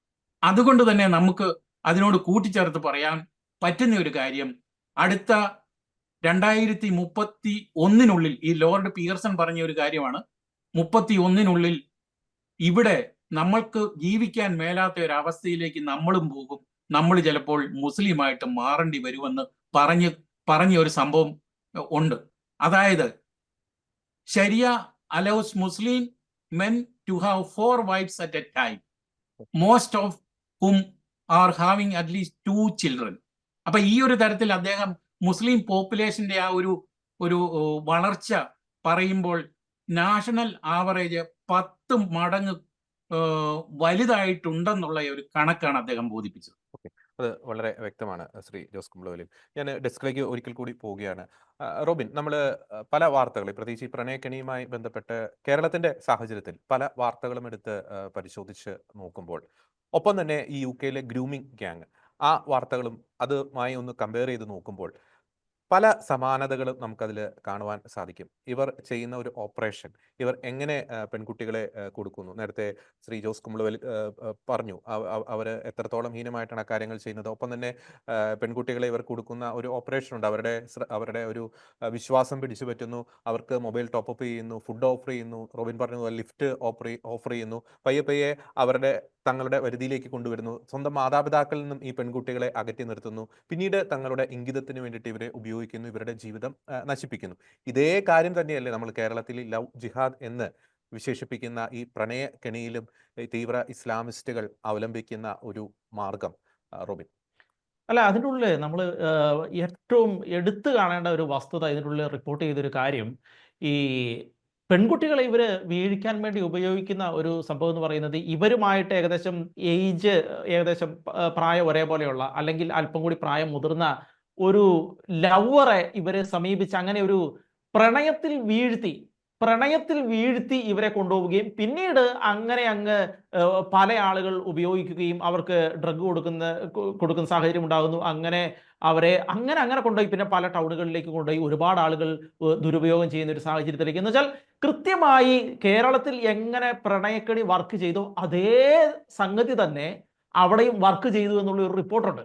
അപ്പോൾ അത് എനിക്ക് തോന്നുന്നു എടുത്തു കാണേണ്ടതാണ്. കാരണം കേരളത്തിൽ ഈ തീവ്ര ഇസ്ലാമിസ്റ്റുകൾ അവരുടെ ഒരു അജണ്ട ഒരു പെർട്ടിക്കുലർ സമുദായത്തിന്റെ മുകളിൽ നടപ്പിലാക്കിയ അതേ കാര്യം തന്നെ. കാരണം ഇതിൻ്റെ ഉള്ളിൽ മതവും ഉണ്ട് എന്ന് പറഞ്ഞു വെക്കുന്നുണ്ട്. കാരണം ഇപ്പോൾ പിന്നീട് ആദ്യം ഈ റേസിസ്റ്റ് ആ ഒരു മുദ്ര കുത്തിയാലോ എന്ന് കരുതി പേടിച്ചു നിന്ന ആളുകൾ പിന്നീട് ഈ കയറി വന്ന ഇസ്ലാമിസ്റ്റുകളുടെ ഒരു മെന്റാലിറ്റി, അവർ പറഞ്ഞ ചില കാര്യങ്ങൾ, ഈ വിചാരണ വേളയിൽ അവർ പറഞ്ഞ ചില കാര്യങ്ങളാണ് ഇപ്പോൾ ഒരു റേസിസ്റ്റ് എന്ന് വെച്ചാൽ പാകിസ്ഥാനി എത്തിനിസിറ്റി എന്നൊക്കെയുള്ള രീതിയിലേക്ക്, ആ എത്തിനിക്കായിട്ടുള്ള ഒരു രീതിയിലേക്ക് ഈ കാര്യങ്ങളെ കൊണ്ടുപോയത്. എന്ന് വെച്ചാൽ അവർ പറഞ്ഞ കാര്യങ്ങൾ വളരെ ഭീകരമാണ്. എന്ന് വെച്ചാൽ അവർ പറഞ്ഞ ഞങ്ങളുടെ രാജ്യത്ത് 11 വയസ്സുള്ള പെൺകുട്ടിയുമായിട്ട് ലൈംഗിക ബന്ധത്തിൽ ഏർപ്പെടുന്നത് ഒന്നും ഒരു തെറ്റായ കാര്യമല്ല, അതുകൊണ്ട് ഞങ്ങൾക്ക് ഈ ചെറിയ പെൺകുട്ടികളെ മറ്റുള്ളവരുമായിട്ട് ഇങ്ങനെ മറ്റുള്ളവരുമായിട്ട് ഇങ്ങനെ ഷെയർ ചെയ്ത് അങ്ങനെ കൊടുക്കുന്നതിൽ ഞങ്ങൾക്ക് അതിൽ കുറ്റബോധമില്ല എന്ന് അവർ പറഞ്ഞു വെക്കുന്നത്. എന്ന് വെച്ചാൽ അതുപോലെയൊക്കെയുള്ള വളരെ ഭീകരമായ കാര്യങ്ങളാണ് ഇവർ പറഞ്ഞു വെക്കുന്നത്. അതുപോലെ തന്നെ ഇവര് മറ്റൊരു കാര്യം ഇവര് പറയുന്നത്, ഈ ഒരു പ്രാവശ്യം ഈ ജഡ്ജിനെ അവര് എത്തിരിക്ക ബാസ്റ്റാർഡെന്ന് വിളിച്ച ഒരു കാര്യമുണ്ടായിരുന്നു. പിന്നെ ഇവർ പറയുന്ന മറ്റൊരു കാര്യം എന്ന് വെച്ചാൽ ഈ പെൺകുട്ടികൾ, ഇപ്പോൾ നമുക്കറിയാം ഈ സെക്കുലറിസ്റ്റ് മൈൻഡും യൂറോപ്പിന്റെ സെക്കുലറിസ്റ്റ് മൈൻഡും അവിടുത്തെ ജീവിത രീതിയും എല്ലാം അറിയാം. ഈ പാകിസ്ഥാനി ഒറിജിൻ അതുപോലെ തന്നെ മിഡിൽ ഈസ്റ്റിൽ നിന്ന് വരുന്നവരെ സംബന്ധിച്ച് അവരുടെ ഒരുപാട് കാലങ്ങളായിട്ട് അവരുടെ ഉള്ളിൽ കിടക്കുന്ന ഒരു സാധനമുണ്ട്. ഓരോ ആളുകളെ കാണുന്ന ഒരു രീതിയുണ്ട്. അപ്പോൾ അവർ പറഞ്ഞൊരു കാര്യം, അവർ ഈ യൂറോപ്പിലേക്ക് വന്നു കഴിഞ്ഞപ്പോൾ യൂറോപ്പിൽ കൂടി അവിടുത്തെ പെൺകുട്ടികൾ നടന്നു പോകുന്നത് കാണുമ്പോൾ ഇവരെ സംബന്ധിച്ച് അവർക്ക് തോന്നുന്നത് ഈ പർദ്ദയിടാതെ നടന്നു പോണ പെൺകുട്ടികൾ തങ്ങളുടെ മുന്നിൽ കൂടി തങ്ങൾക്ക് പീഡിപ്പിക്കാൻ പാകത്തിൽ അവരെ എക്സിബിറ്റ് ചെയ്ത് ഞങ്ങളെ പീഡിപ്പിക്കൂ എന്ന് പറയുന്ന രീതിയിൽ അവരുടെ മുന്നിൽ കൂടി ഒരു ഫാഷൻ പരേഡ് നടത്തുന്നതായിട്ടാണ് അവർക്ക് തോന്നുന്നത് എന്നുള്ള രീതിയിൽ അവർ പറഞ്ഞു വെക്കുന്നതെല്ലാം കേട്ട് സത്യം പറഞ്ഞു കഴിഞ്ഞാൽ ഈ വിചാരണ നടത്തിയവർ ഞെട്ടിപ്പോകുന്ന സാഹചര്യം ഉണ്ടായി. അങ്ങനെയാണ് ഇതുപോലെ ലിബറലായ ബ്രിട്ടനിൽ ഇതൊരു എത്നിക് ആയിട്ടുള്ള ഒരു കാര്യമായിട്ട് കൂടി ചാപ്പ കുത്തുന്ന ഒരു സാഹചര്യം ഉണ്ടായത്. അപ്പോൾ അങ്ങനെയുള്ള ഒരു സാഹചര്യത്തിൽ നിന്നാണ് എന്ന് വെച്ചാൽ പാകിസ്ഥാനി ഒറിജിൻ അതുപോലെ മിഡിൽ ഈസ്റ്റേൺ ഒറിജിൻ എന്നൊക്കെ പറയുന്ന രീതിയിലേക്ക് ഈ കാര്യങ്ങൾ എത്തുന്നത്. അപ്പോൾ എന്ന് വെച്ചാൽ ഈ ഇസ്ലാമിക് പഠനം വളരെ തീവ്രമായി നടത്തിയ ഈ രാജ്യങ്ങളിൽ നിന്ന് വന്ന ആളുകൾ ബ്രിട്ടനിൽ ചെയ്ത അതേ കാര്യങ്ങൾ കേരളത്തിൽ സംഭവിച്ചു. ലോകത്തിന്റെ പല ഭാഗങ്ങളിലും മുസ്ലിം ഭൂരിപക്ഷമുള്ള പല രാജ്യങ്ങളിലും സംഭവിക്കുന്ന സാഹചര്യം ഉണ്ടായി. ഇത് കേരളത്തിൽ മാത്രമല്ല ഇന്ത്യയുടെ പല ഭാഗങ്ങളിലും ഉണ്ടാകുന്ന സാഹചര്യം ഉണ്ടായി. എന്ന് വെച്ചാൽ അവരുടെ ബേസിക് അണ്ടർസ്റ്റാൻഡിങ് എന്ന് വെച്ചാൽ അവരുടെ ഒരു ഉള്ളിലുള്ള ഈ കാര്യങ്ങളോടുള്ള ഒരു അണ്ടർസ്റ്റാൻഡിങ് എന്ന് പറയുന്നത്, മറ്റു മതത്തിലെ ആളുകളോടുള്ള അവരുടെ കാഴ്ചപ്പാട് എന്ന് പറയുന്നത്, ആ പെൺകുട്ടികളോടുള്ള കാഴ്ചപ്പാട് എന്ന് പറയുന്നത് ഈ രീതിയിലാണ്. അത് ബ്രിട്ടനിലായാലും എവിടെയായാലും ഈ രീതിയിലാണ് എന്നുള്ള ഒരു ഭീതിപ്പെടുത്തുന്ന ഒരു സാഹചര്യമുണ്ട്. അങ്ങനെയാണ് നമ്മൾ കേരളത്തിൽ എത്രയോ പെൺകുട്ടികളെ ഇവർ ഇതുപോലെ മോശമായി ദുരുപയോഗം ചെയ്യുന്ന സാഹചര്യം ഉണ്ടായി. കൃത്യമായ തെളിവുകൾ ഉണ്ടായിരുന്നു. പക്ഷേ നമുക്ക് കൃത്യമായിട്ട് ഇവിടുത്തെ ഭരണ സംവിധാനത്തെ എല്ലാം, ഇപ്പോൾ നമുക്കറിയാം ബ്രിട്ടനിലെ ഭരണ സംവിധാനം എങ്ങനെയാണ് ഇതിനോട് പ്രതികരിച്ചതെന്ന്. അതേ ഒരു പ്രതികരണം നമുക്ക്, ആ സമാനത നമുക്ക് വളരെ വ്യക്തമാണ്. കേരളത്തിലെ ഭരണകൂടം എങ്ങനെയാണ് പ്രതികരിച്ചത്, ഇവിടുത്തെ ഈ നീതിന്യായ വ്യവസ്ഥ എന്ന് ഞാൻ പറയുമ്പോൾ ഉദ്യോഗസ്ഥ വൃന്ദങ്ങൾ അടങ്ങുന്നത് എന്ന് വെച്ചാൽ, ആദ്യം ഇപ്പോൾ ഈ പോലീസ് സ്റ്റേഷനുകളിലേക്ക് പെൺകുട്ടികൾ പരാതിയുമായി ചെല്ലുമ്പോൾ ബ്രിട്ടനിലെ ആ ലോ എൻഫോഴ്സ്മെന്റ് കാണിച്ച ഒരു നെഗ്ലിജൻസ് ഉണ്ട്. അപ്പോൾ അതേ നെഗ്ലിജൻസ് കേരളത്തിലും ഉണ്ടായി എന്നുള്ളതാണ് ഏറ്റവും പ്രധാനപ്പെട്ട വസ്തുത. അപ്പോൾ ഇത് തമ്മിലുള്ള ഒരു സമാനത എന്ന് പറയുന്നത്, പിന്നീട് ഈ കാര്യങ്ങൾ കൂടുതലായിട്ട് വെളിച്ചത്ത് വരുന്ന സാഹചര്യത്തിൽ പോലീസുകാരൻ പറയുന്ന ഒരു സാഹചര്യം ഉണ്ടായി. എന്ന് വെച്ചാൽ ഇതുപോലൊരു സംഭവം ഞങ്ങൾ കണ്ടിട്ടില്ല എന്ന്. കാരണം അതാണ് ഈ ബ്രിട്ടന്റെ ആ ഒരു സംസ്കാരവും ആ സംസ്കാരവും ഈ അവിടേക്ക് കുടിയേറി വന്ന ഇപ്പൊ പാകിസ്ഥാനി ഒറിജിൻ ആണെങ്കിലും ഈ മിഡിൽ ഈസ്റ്റിൽ നിന്ന് വന്ന ആളുകളുടെയും സംസ്കാരം തമ്മിലുള്ള ആ വ്യത്യാസം, അത് അന്ന് ബ്രിട്ടനിലെ ലോ എൻഫോഴ്സ്മെന്റ് അടക്കമുള്ള രാഷ്ട്രീയക്കാരടക്കമുള്ള ആളുകൾക്ക് മനസ്സിലായില്ല. പക്ഷെ ഇന്ന് അവർക്കത് മനസ്സിലാകാൻ തുടങ്ങിയപ്പോഴാണ് അവർക്ക് ഇതിന്റെ ഭീകരത പിടുത്തം കിട്ടിയെന്നുള്ളതാണ്. അത് വ്യക്തമാണ്. യെസ്, ഞാൻ തിരിച്ചു വരാം റോബിൻ. മറ്റൊരു പ്രധാനപ്പെട്ട ഒരു കാര്യം ശ്രീ ജോസ് കുമ്പളവലിൽ, ഇതിൻ്റെ അകത്ത് ഈ ഡ്രഗ്സിന്റെ ഒരു ഫാക്ടർ അത് വളരെ പ്രധാനപ്പെട്ടതാണ്. നമുക്ക് 2021 പാലാ പിതാവ് ജോസഫ് കല്ലറങ്ങാട്ട് പിതാവ് നാർക്കോട്ടിക് ജിഹാദ്, അതിനെപ്പറ്റി ആ ഒരു വാക്ക് ഉപയോഗിച്ച് അദ്ദേഹം പ്രസംഗം നടത്തുന്നു, വിശ്വാസികൾക്ക് ഒരു ബോധനം കൊടുക്കുന്നു, അതിൻ്റെ ഒരു അപകട സാധ്യത അല്ലെങ്കിൽ അതിനെതിരെ ഒരു മുന്നറിയിപ്പ് കൊടുക്കുന്നു. പിന്നീട് നമ്മൾ ഇങ്ങോട്ട് എടുത്ത് പരിശോധിക്കുമ്പോൾ ഇപ്പൊ കേരളത്തിലായിക്കോട്ടെ മറ്റ് പല ഭാഗങ്ങളിലായിക്കോട്ടെ ഇത്തരത്തിൽ പെൺകുട്ടികളെ നശിപ്പിക്കുവാൻ വേണ്ടി തീവ്ര സ്വഭാവമുള്ളവർ അല്ലെങ്കിൽ തീവ്രവാദ ആശയമുള്ളവർ ഉപയോഗിക്കുന്ന ഒരു പ്രധാനപ്പെട്ട ഒരു ആയുധമല്ല ഈ ഒരു ഡ്രഗ്സ്. അത് യൂറോപ്പിന്റെ നിലവിലെ ഒരു സാഹചര്യത്തിൽ അവിടുത്തെ യുവ തലമുറയെ വഴിതെറ്റിക്കുവാൻ, ഇത്തരത്തിൽ നശിപ്പിക്കുവാൻ ഇവർ എത്രത്തോളം കൂടിയ തോതിൽ ഈ കാലഘട്ടത്തിൽ അവർ ഇത് ഉപയോഗിക്കുന്നുണ്ട്, ഈ ഡ്രഗ്സിന്റെ ഒരു ഫാക്ടർ? ഡ്രഗ്സിനെ പറ്റി പറയുമ്പോൾ ഡ്രഗ്സും ടെററിസവും തമ്മിൽ അഭേദ്യമായ ഒരു ബന്ധമുണ്ട്. ഇത് ഡ്രഗ്സിന് അടിമയായിട്ടാണ് ടെററിസത്തിലേക്ക് പോകുന്നത്. പ്രത്യേകിച്ച് ഈ കഴിഞ്ഞ ഇടയ്ക്ക് ക്രിസ്മസ് മാർക്കറ്റിൽ ഒരു SUV വാഹനം ഓടിച്ച് ജർമ്മനിയിലെ 6 പേര് മരിച്ചു. 230-ലധികം പേര്, അതിൽ 40 പേര് ഗുരുതരമായിട്ട് പരിക്കേറ്റ ഒരു സംഭവത്തിൽ അവൻ ഡ്രഗ്സ് അടിച്ചിട്ടുണ്ടായിരുന്നു. അപ്പൊ ഈ ഡ്രഗ്സ് കയറിക്കഴിയുമ്പോൾ നമ്മളിൽ ഉണ്ടാകുന്ന ഒരു ഫാന്റസിയുണ്ട്, അല്ലെങ്കിൽ അത് ഉപയോഗിക്കുന്ന ആളിൽ ഉണ്ടാകുന്ന ഒരു ഫാന്റസിയുണ്ട്. അത് മതഭ്രാന്ത് പോലെ തന്നെ ഈ ഡ്രഗ്സും അതിൽ അലിഞ്ഞു ചേർന്ന് കഴിയുമ്പോൾ അതിൻ്റെ പരിണിത ഫലങ്ങളാണ് ഈ കാട്ടിക്കൂട്ടുന്ന വൃത്തികേടുകൾ മുഴുവൻ. അത് UK എടുത്തു കഴിഞ്ഞാൽ ഏത് വിദേശിയുടെ കയ്യിലും ശകലം ഡ്രഗ്സ് കാണും. അത് പിന്നീട് വളർന്ന് ബിസിനസ്സായിട്ട് മാറുന്നു, കോടികൾ സമ്പാദിക്കുന്നു. എന്നിട്ട് അതിനടിമയാകുന്നവൻ ഭീകരപ്രവർത്തനത്തിലേക്ക് മാറുന്നു. അപ്പൊ ഈ ഭീകരപ്രവർത്തനം എന്ന് പറയുമ്പോൾ മനുഷ്യനെ കൊല്ലുക മാത്രമല്ല, കൊല്ലാതെ തന്നെ ചെയ്യുന്ന ഏറ്റവും വലിയ വൃത്തികേടാണ് ഈ പറയുന്ന ലവ് ജിഹാദും അതിൻ്റെ ബാക്കി കാര്യങ്ങൾ. അപ്പൊ ഇതെല്ലാം തന്നെ അതിൻ്റെ ലക്ഷ്യം എന്ന് പറയുന്നത് ഇവരുടെ സംബന്ധിച്ചിടത്തോളം ലഹരി മാഫിയകൾ വളർത്തിയെടുക്കുന്ന ഒരു വലിയ സംസ്കാരം, ആ സംസ്കാരത്തിന്റെ അടിമകളായിട്ട് യുവാക്കളെ അല്ലെങ്കിൽ ഒരു 25-30 വയസ്സുള്ള തടിമിടുക്കുള്ള ആളുകളെ ഇതിനകത്തോട്ട് ചേർത്തുകൊണ്ട് ഇവരുടെ ഭാഗമാക്കി സമൂഹത്തിലേക്ക് തുറന്നു വിടുകയാണ്. അപ്പൊ ഇവർക്കൊക്കെ ലഭിക്കുന്ന ഒരു വലിയ ഫ്രീഡം, ആ സ്വാതന്ത്ര്യത്തിൽ നിന്നുകൊണ്ട് ഇവര് സമൂഹത്തെ മുഴുവൻ ഇല്ലാതാക്കുന്ന ഒരു വ്യവസ്ഥിതി കൊണ്ടുവരുന്ന ഒരു സാഹചര്യമാണ് ഈ ഡ്രഗ്സിലൂടെ ഇവരുണ്ടാക്കുന്ന ഒരു വലിയ ലോകം.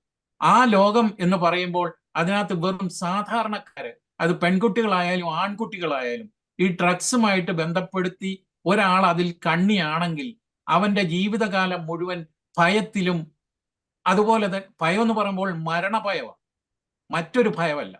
ഇതിൽ നിന്ന് ഞാൻ വിട്ടുപോയാൽ എന്നെ തീർക്കും എന്നുള്ള ഒരു ആദ്യ വാക്ക് കേട്ടുകൊണ്ടാണ് അതിന് വഴങ്ങിക്കൊടുക്കുന്നത്.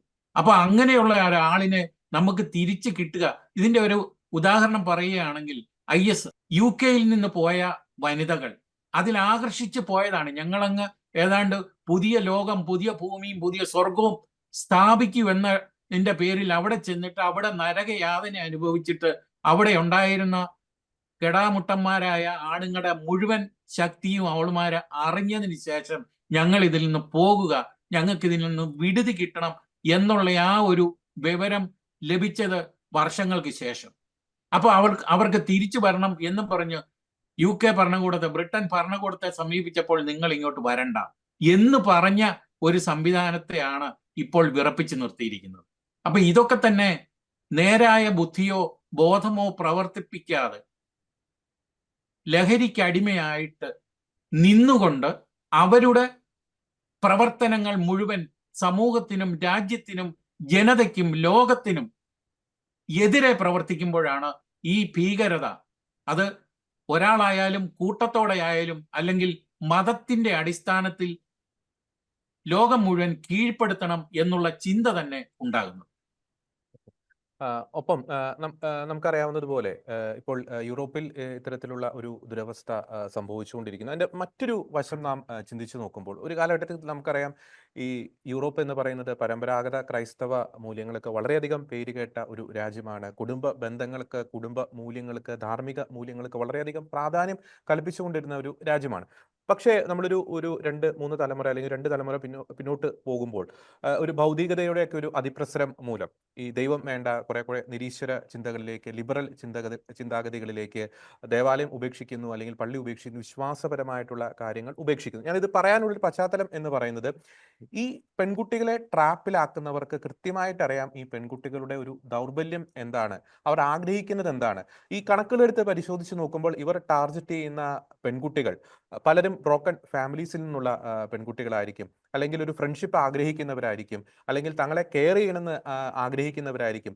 അതുകൊണ്ട് ഈ ധാർമ്മിക മൂല്യങ്ങളുടെ ഒരു തകർച്ച, കുടുംബ ബന്ധങ്ങളുടെ ഒരു തകർച്ച, അമിതമായിട്ടുള്ള ഒരു ഭൗതികവാദം, ലിബറൽ ചിന്താഗതികൾ, അത് പുൽകിയതിന്റെ ഒരു പരിണിത ഫലമായിട്ട് കൂടി നമ്മൾ ഈ സംഭവങ്ങളെ നമുക്ക് വ്യാഖ്യാനിക്കാൻ സാധിക്കുകയില്ലേ?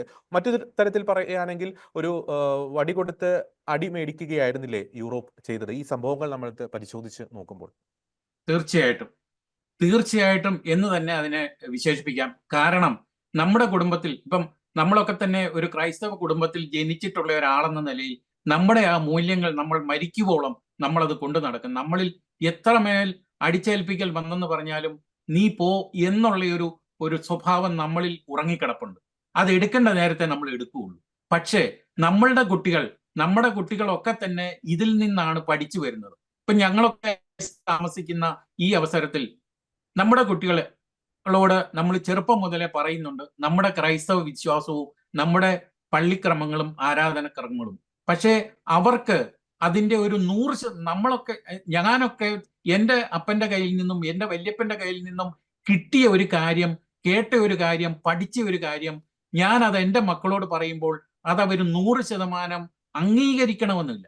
പക്ഷെ അതിന്റെ ഏറ്റവും നല്ല നല്ല കാര്യങ്ങൾ അവർ എടുക്കും. എടുത്തതിന് ശേഷം അവർക്കത് ഒന്നുകിൽ തള്ളിക്കളയാം, അല്ലെങ്കിൽ അവർക്കത് പിന്തുടരാം.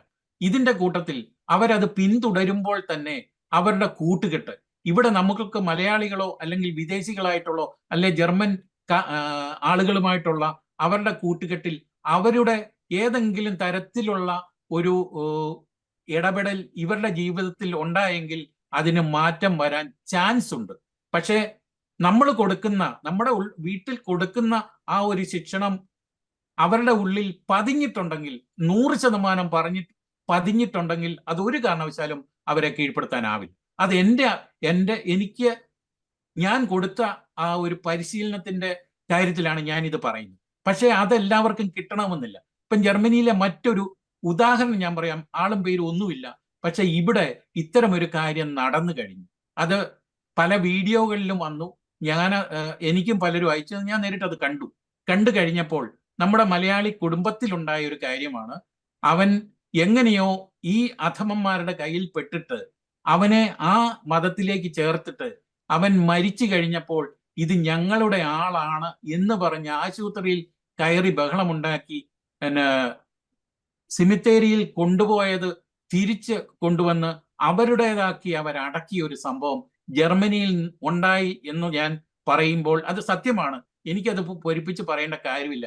പക്ഷെ ഇത് വീണ്ടും നമ്മൾ പറയുമ്പോൾ അത് ഇങ്ങനത്തെ ഒരു അവസ്ഥ ഇവിടെ ഉണ്ടായത് എന്തുകൊണ്ടാണ് എന്ന് ചോദിച്ചാൽ ഇത്തരക്കാരുടെ അതിപ്രസരത്തിൽ വീണുപോയ ഒരു ഹതഭാഗ്യൻ എന്നേ പറയാൻ പറ്റുള്ളൂ. അപ്പൊ ഇത് തന്നെയാണ് ജോർജ് പറഞ്ഞതിന്റെ ഒരു കാരണം. നമ്മൾ കൊടുക്കുന്ന വിശ്വാസം അത് പൂർണ്ണമായിട്ടും നമ്മുടെ മക്കൾ അല്ലെ നമ്മളുമായിട്ട് ബന്ധപ്പെട്ട ആളുകൾ അത് ഉൾക്കൊള്ളുന്നു എങ്കിൽ അവനെ ഒരു കാരണവശാലും പറിച്ചു മാറ്റാനാവില്ല. എന്നാൽ അതിൽ വീഴ്ചയുണ്ടാകാം, പലതരത്തിൽ പ്രലോഭനം ഉണ്ടാകാം, പലതരത്തിൽ ഭീഷണി ഉണ്ടാകാം. ഇതിന്റെ എല്ലാം വെളിച്ചത്തിൽ അണുവിട മാറിയെങ്കിൽ ആ കുട്ടി അല്ലെങ്കിൽ ആരെങ്കിലുമായിട്ട്, ആണാണോ പെണ്ണാണോ ആരെങ്കിലും ആകട്ടെ, ഇവരെല്ലാം മറ്റവരുടെ കയ്യിൽ പെട്ടു എന്ന് തന്നെ പറയാം. ഇതെല്ലാം ചതിവിലൂടെ മാത്രം സംഭവിക്കുന്ന ഒരു കാര്യമാണ്. അപ്പൊ ഈ ചതിവെന്ന് പറയുമ്പോൾ നമ്മുടെ പള്ളി അല്ലെ നമ്മുടെ വൈദികർ, നമ്മുടെ സംസ്കാരം, നമ്മുടെ പാരമ്പര്യം ഇതൊക്കെ മുറുകെ പിടിക്കാൻ നമ്മൾ എപ്പോഴും പറയുമ്പോഴും അതിനകത്തെല്ലാം ഒരു ചെറിയ പഴുതുണ്ടാകാൻ സാധ്യതയുണ്ട്. കാരണം പൊതുസമൂഹത്തിലേക്കാണ് നമ്മുടെ മക്കളെ നമ്മൾ വിടുന്നത്. അത് സ്കൂളായാലും മറ്റു പരിപാടികൾക്കായാലും ഇവർക്കെല്ലാം നമുക്കൊരു ലിമിറ്റേഷൻ ഉണ്ട്. പ്രത്യേകിച്ച് ജർമ്മനിയിൽ അല്ലെങ്കിൽ യൂറോപ്പിൽ താമസിക്കുമ്പോൾ 18 കഴിഞ്ഞാൽ പിന്നെ നമുക്ക് പിടിവള്ളി ഇല്ല. ഇവർക്ക് 12 കഴിഞ്ഞാൽ തന്നെ പിടിവള്ളി ഓരോ ദിവസവും ഓരോ മണിക്കൂർ ഇത് കുറഞ്ഞുകൊണ്ടിരിക്കും. അപ്പൊ ഈ 18 കഴിഞ്ഞാലത്തെ സ്ഥിതി നമുക്ക് ഊഹിക്കാവുന്നേ ഉള്ളൂ. പക്ഷേ ഇതിനെല്ലാം തന്നെ നമുക്കൊരു നേരത്തെയുള്ള ഒരു കാര്യം ഞാൻ ഈ പറഞ്ഞതുപോലെ ഇവരുടെ ചെറുപ്പത്തിൽ നമുക്ക് നൽകാവുന്ന നല്ല കാര്യങ്ങൾ ശിക്ഷണമായിട്ട് തന്നെ, അത് പേടിപ്പിച്ചല്ല, സൗമ്യമായിട്ട് സ്നേഹമായിട്ട് അതിന്റെ വരാഴിക പറഞ്ഞുകൊണ്ട് വേണം ഇവരെ നമ്മൾ പഠിപ്പിച്ച് മുന്നോട്ട് കൊണ്ടുപോകാൻ. നമ്മുടെ കാലശേഷവും അവർക്കുണ്ടാകുന്ന മക്കളും അല്ലെ അവരുടെ പരമ്പരകളും ഇതേ തന്നെ പിന്തുടരണമെങ്കിൽ നമ്മൾ കൊടുക്കുന്നത് വേണം അവർക്ക് കൊടുക്കാൻ. അത് ഏറ്റവും നല്ലതെന്ന് പറയാൻ തന്നെ ഈ അവസരം ഞാൻ ഉപയോഗിക്കുകയാണ്. ഒപ്പം തന്നെ നമ്മൾ ഈ വിഷയവുമായി ബന്ധപ്പെട്ട ഒരു കാര്യം ആണ് ഈ എലോൺ മസ്ക് ഫാക്ടർ. അത് വളരെയധികം ഒരു ചർച്ച ചെയ്യേണ്ട ഒരു ഫാക്ടർ അല്ലേ? കാരണം ഈ ഒരു വിഷയങ്ങൾ വർഷങ്ങൾക്ക് മുമ്പ് നടന്നതാണ്. ഇപ്പം ഈ കേസുമായി ബന്ധപ്പെട്ട അല്ലെങ്കിൽ ഈ വിഷയങ്ങൾ ഈ വിഷയത്തിൽ നടത്തിയ അന്വേഷണവുമായി ബന്ധപ്പെട്ട ചില കേസുകളുടെ വിചാരണ വേളകളൊക്കെ വരുമ്പോൾ വീണ്ടും മാധ്യമങ്ങളിൽ പലപ്പോഴും ഈ വിഷയങ്ങളൊക്കെ ചർച്ചയാകാറുണ്ട്. പക്ഷേ ഈ എലോൺ മസ്കിന്റെ ആ ഒരു ട്വീറ്റ് അല്ലെങ്കിൽ എക്സ് പ്ലാറ്റ്ഫോമിൽ അദ്ദേഹം നടത്തിയ ഒരു പോസ്റ്റ്, ഈ UK പ്രധാനമന്ത്രി സ്റ്റാർമറിനെതിരെ നടത്തിയ ഒരു പോസ്റ്റ്, അതാണ് ഇപ്പോൾ വീണ്ടും ഈ ചർച്ചകൾക്ക് വഴിതെളിച്ചത്. നമുക്ക് US എന്താണ് സംഭവിച്ചതെന്ന് നമുക്കറിയാം. ഡൊണാൾഡ് ട്രംപിന്റെ വിജയത്തിൽ അദ്ദേഹം നിർണായകമായിട്ടുള്ള പങ്കുവച്ചു. ഇപ്പോൾ അദ്ദേഹം കാനഡയെ നോട്ടം ഇട്ടിട്ടുണ്ട്. അപ്പോൾ യൂറോപ്പിൽ ആകമാനം, പാശ്ചാത്യ ലോകത്ത് ആകമാനം ഒരു റൈറ്റ് വിങ്ങിന്റെ ഒരു ഉയർച്ചയ്ക്ക് അല്ലെങ്കിൽ അത്തരത്തിലുള്ള ചില കാര്യങ്ങൾ ഈ എലോൺ മസ്ക് ലക്ഷ്യം ഇടുന്നുണ്ടോ? അദ്ദേഹത്തിന്റെ ഒരു അജണ്ട എന്ന് വേണമെങ്കിൽ നമുക്ക് വിശേഷിപ്പിക്കാം. എന്തായിരിക്കാം? തീർച്ചയായിട്ടും ഇലോൺ മസ്ക് എന്ന് പറയുന്നത് ഇപ്പോൾ ഈ നിലവിലെ സാഹചര്യത്തിൽ അദ്ദേഹത്തിന്റെ ഒരു പങ്ക് അത് ഏത് രാജ്യത്തായാലും ഒരു കടന്ന കയറ്റമായിട്ട് വേണം കാണാൻ. അദ്ദേഹം പറയുന്ന കാര്യങ്ങളിൽ, അതായത് അദ്ദേഹം ഒറ്റയാൻ കളിയായിട്ട് കോടീശ്വരനായിട്ട് ലോകത്തെ കീഴ്പ്പെടുത്താനായിട്ട് പല തരത്തിൽ നോക്കി, അത് നടന്നില്ല. കാരണം അദ്ദേഹത്തിന്റെ ഒരു നല്ല സപ്പോർട്ട് ഒരിടത്തൊന്നും കിട്ടിയില്ല. പക്ഷെ ഇത്തരുണത്തിൽ ട്രംപിന് വേണ്ടി അദ്ദേഹം തെരഞ്ഞെടുപ്പുകളിൽ എല്ലാ യോഗങ്ങളിലും അതേ തരത്തിൽ പുള്ളിയുടെ രാജ്യവും ശക്തിയും മഹത്വവും ട്രംപിന്റെ വിജയത്തിന് വേണ്ടി ഉപയോഗിച്ചു. ട്രംപ് അത് നേടിക്കഴിഞ്ഞപ്പോൾ ട്രംപ് ഇലോൺ മസ്കിന്റെ വിശ്വസ്തനായി, അല്ലെങ്കിൽ ഇലോൺ മസ്ക് ട്രംപിന്റെ വിശ്വസ്തനായി. അങ്ങനെ ഒരു കൂട്ടുകെട്ട് വന്നതാണ് ഇപ്പോൾ ഇങ്ങനെ ഒരു കാര്യം അദ്ദേഹം പറയാൻ തന്നെ കാരണം. അദ്ദേഹം പറഞ്ഞതിൽ കാര്യമുണ്ട്, പക്ഷെ അതിന്റെ അടിസ്ഥാനം ഈ പറഞ്ഞ ലോർഡ് പിയർസൺ എന്ന, ഇപ്പോൾ എനിക്ക് തോന്നുന്നു 82 വയസ്സ് കാണും പിയർസൺ. അദ്ദേഹം മുൻകാലങ്ങളിലെ ചരിത്രം എത്രമാത്രം അവഗാഹമായിട്ട് പഠിച്ച് അവതരിപ്പിച്ചപ്പോൾ അത് പൊതുജന മധ്യത്തിൽ, അല്ലെങ്കിൽ ലോകത്തിന്റെ കണ്ണ് തുറപ്പിക്കേണ്ട ഒരു ആവശ്യമായിട്ടാണ് മസ്ക് കൊണ്ടുവന്നത്. അത് ഏറ്റവും നല്ല കാര്യമായിട്ട് ഞാൻ കാണുന്നു. പക്ഷേ മസ്കിന്റെ ഇപ്പോഴത്തെ ഇടപെടൽ, ഇപ്പൊ ഈ പറഞ്ഞ ഡിസംബർ 20 ജർമ്മനിയിലെ മാഗ്ഡബുർഗ് എന്ന ക്രിസ്മസ് മാർക്കറ്റില്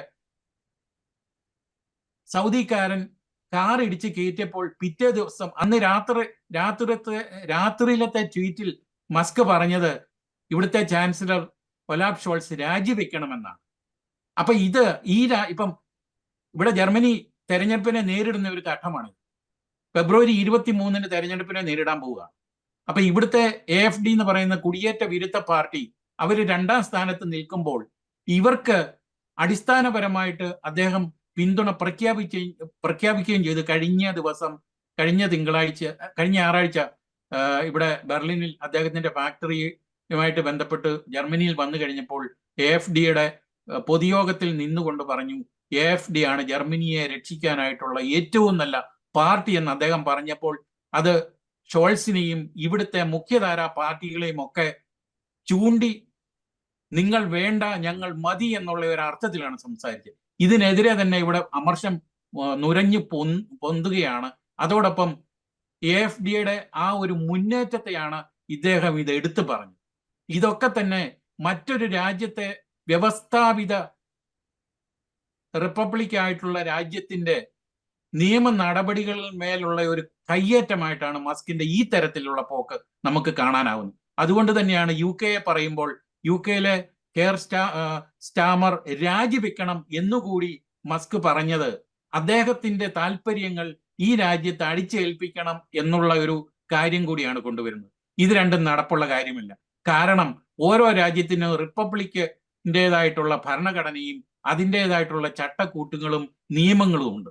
അത് അവിടെ നിർത്തിക്കൊണ്ട് ഇദ്ദേഹത്തിന് അമേരിക്കയിൽ പ്രവർത്തിക്കാം. ഇനി അമേരിക്കയിലെ ട്രംപിന്റെ വിശ്വസ്തനായിട്ട് ഏത് വകുപ്പ് കൈകാര്യം ചെയ്താലും അത് അവിടെ നിന്നുകൊണ്ട് പ്രവർത്തിച്ചാൽ മതി. ജർമ്മനിയിലേക്ക് വേണ്ട, UK വേണ്ട, യൂറോപ്പിലേക്ക് വേണ്ട. ഇതാണ് ഇവരുടെ ഏറ്റവും അവസാനമായിട്ട് ഇന്നലെയും ഇവിടുത്തെ മുഖ്യധാര കക്ഷികൾ മസ്കിന്റെ ഈ പ്രവർത്തനത്തെ ശക്തിയുക്തം നഖശികാന്തം എതിർത്തിട്ടുണ്ട്.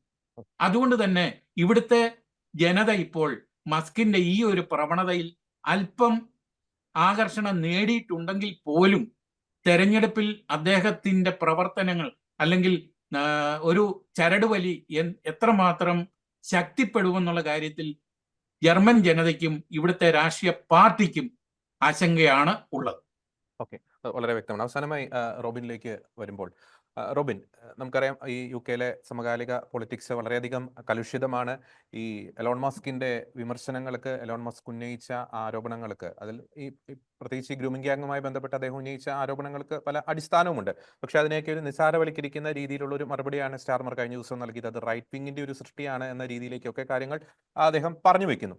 അപ്പോൾ ഈ ഒരു വന്നിരിക്കുന്ന ഈ ആരോപണ പ്രത്യാരോപണങ്ങൾ, ഈ വിവാദങ്ങൾ, അത് ഒരു സ്റ്റാർമറിന്റെ ഒരു കസേര തെറിപ്പിക്കുന്നതിലേക്ക് നയിക്കാനുള്ള ഒരു സാധ്യതയുണ്ടോ? പലപ്പോഴും നമുക്കറിയാം, ഇപ്പോൾ കാനഡയിൽ ജസ്റ്റിൻ ട്രൂഡോ വീഴുന്നു, ഒരു ലെഫ്റ്റ് ലിബറൽ അനുഭവം പുലർത്തിയിരുന്ന ജസ്റ്റിൻ ട്രൂഡോ വീഴുന്നു, പല രാജ്യങ്ങളിലും റൈറ്റ് വിങ് കയറി വരുന്നു. അപ്പൊ അതിന്റെയൊക്കെ ഒരു പശ്ചാത്തലത്തിൽ ഇത് സ്റ്റാർമറിന്റെ ഒരു കസേര തെറിപ്പിക്കുന്ന രീതിയിലേക്ക് ഈ വിവാദങ്ങൾ, ഈ ആരോപണങ്ങൾ കൊണ്ടുചെന്ന് എത്തിക്കുമോ റോബിൻ? അത് എനിക്ക് തോന്നുന്നു ഈ ലിബറൽ ഇപ്പം ഈ സംഭവം നടന്നത് എനിക്ക് തോന്നുന്നു ഈ പല രാജ്യങ്ങളിലും ഇതുപോലുള്ള സംഭവങ്ങൾ നടന്നിട്ടുണ്ട്. ഇപ്പോൾ ഈ ബ്രിട്ടന്റെ കാര്യത്തിൽ നമ്മൾ ഈ പറയുമ്പോൾ ഇതുപോലെ സമാനമായ പല സംഭവങ്ങളും യൂറോപ്പിലെ പല രാജ്യങ്ങളും നടന്നിട്ടുണ്ട്. അപ്പോൾ ഇതിന് ഏറ്റവും കൂടുതൽ വളം വെച്ചു കൊടുത്ത ഒരു സംഗതി എന്ന് പറയുന്നത് ലിബറൽ ചിന്താഗതിയാണ്. ഇവരുടെ ഒരു ലിബറൽ രീതി എന്ന് വെച്ചാൽ ക്രിസ്ത്യാനിറ്റി ഒരു തലമുറകളായിട്ട് ക്രിസ്ത്യൻ ആ വാല്യൂസ് നഷ്ടപ്പെടുന്ന സാഹചര്യം ഉണ്ടായി. അങ്ങനെ ആ വാല്യൂസ് നഷ്ടപ്പെട്ട് കഴിഞ്ഞപ്പോൾ ഇവരെ സംബന്ധിച്ച് ഈ ഇസ്ലാമിസ്റ്റുകൾക്ക് ഈസി പ്രേ ആകുന്ന പെട്ടെന്ന് ഇവരെ കീഴടക്കാൻ കഴിയുന്ന, കാരണം അവർക്ക് പ്രത്യേകിച്ച് വാല്യൂസ് ഒന്നും ഇല്ലാത്ത ഒരു സാഹചര്യത്തിലേക്ക് മാറുന്നു ഇങ്ങനെയുള്ള കാര്യങ്ങളിൽ. അപ്പോൾ അവർക്ക് അതൊരു ഈസി പ്രേ ആകുന്ന ഒരു സാഹചര്യം ഉണ്ടായി എന്നുള്ളത് ഒരു വസ്തുതയാണ്. അപ്പോൾ ഇങ്ങനെയുള്ള ഒരു സാഹചര്യത്തിലാണ് ഇപ്പോൾ ഈ ഫാർ റൈറ്റ് മൂവ്മെന്റുകൾ ഈ രാജ്യങ്ങളിലെല്ലാം വരുന്ന ഒരു സാഹചര്യം ഉണ്ടാകുന്നത്. കാരണം വെറുതെ വരുന്നതല്ല, വെറുതെയല്ല ഈ ഫാർ റൈറ്റ് മൂവ്മെന്റ് വരുന്നത്. ഇങ്ങനെയുള്ള ഒരുപാട് ഇൻസിഡന്റുകളിലൂടെയാണ് ഇപ്പോൾ ഈ പ്രശ്നങ്ങളെല്ലാം ഈ രാജ്യങ്ങളിൽ ഉണ്ടാകുന്നതിന് മുൻപേ എനിക്ക് തോന്നുന്നത് അയർലാൻഡിൽ നിന്നും അവിടെ ഉള്ള ഒരു മനുഷ്യൻ ഒരു പ്രാവശ്യം പറഞ്ഞൊരു സാഹചര്യം ഉണ്ട്. എന്ന് വെച്ചാൽ അതിൽ ഈ വഴി കൂടെ ഒരു ബിഷപ്പ് നടന്നു പോയപ്പോൾ കുടിയേറ്റക്കാരനായ ഒരു കുട്ടി, അത് വർഷങ്ങൾക്ക് മുന്നേ പറഞ്ഞൊരു കാര്യമാണ്. അന്ന് ഈ പത്രമാധ്യമങ്ങളിലോ ഇതുപോലുള്ള സാഹചര്യങ്ങളിലൊന്നും ഇതുപോലുള്ള കുടിയേറ്റക്കാർക്കെതിരെ ഒരു അക്ഷരം പോലും വരാത്ത സാഹചര്യത്തിൽ അന്ന് അവിടെയുള്ള ഒരാൾ പറഞ്ഞതാണ്, അതിലെ നടന്നുപോയ ഒരു ക്രിസ്ത്യൻ കാത്തലിക് ബിഷപ്പിനോട് ഈ കുടിയേറ്റക്കാരനായ ഒരു കുട്ടി പറഞ്ഞത്, കുറച്ച് കാളുകൾക്കുള്ളിൽ നിങ്ങളെ ഞങ്ങൾ ഇവിടെ നിന്നും പുറത്താക്കും എന്ന് ആ കുട്ടി ഇദ്ദേഹത്തോട് പറഞ്ഞു എന്നുള്ളത്. അതുപോലെ തന്നെ സ്കൂളിൽ മുസ്ലിങ്ങളായി കുടിയേറ്റക്കാരായി വന്ന കുട്ടികൾ അവിടെയുള്ള നേറ്റീവ് ആയിട്ടുള്ള കുട്ടികളെ ഭീഷണിപ്പെടുത്തുകയും ഇവരുടെ മതത്തിലേക്ക് മാറാൻ നിർബന്ധിക്കുകയും ചെയ്യുന്ന സാഹചര്യങ്ങൾ പല സ്കൂളുകളിൽ റിപ്പോർട്ട് ചെയ്യുന്ന സാഹചര്യം ഉണ്ടായിരുന്നു. എന്ന് വെച്ചാൽ അങ്ങനെ സമൂഹത്തിന്റെ അടിത്തട്ടിൽ നിന്നും ഇങ്ങനെ ഒരുപാട് സംഭവങ്ങൾ ഉണ്ടായിയാണ് ഇത് മേൽത്തട്ടിലേക്ക് എത്തിയത് എന്നുള്ളതാണ്. അപ്പോൾ ഈ ഗ്രൂമിംഗ് ഗാങ്ങിന്റെ 1997 മുതൽ ഈ ഗ്രൂമിംഗ് ഗാങ്ങിന്റെ പ്രവർത്തനങ്ങൾ നടക്കുന്ന ആ സാഹചര്യത്തിൽ ഈ അടിസ്ഥാനപരമായി ജനങ്ങൾക്കിടയിൽ അമർഷം ഉണ്ടാകുന്നുണ്ട്. പക്ഷെ അത് മേലെ തട്ടിലേക്ക് എത്താനോ പറയാനോ ഉള്ള ഒരു സാഹചര്യം അന്നുണ്ടായിരുന്നില്ല.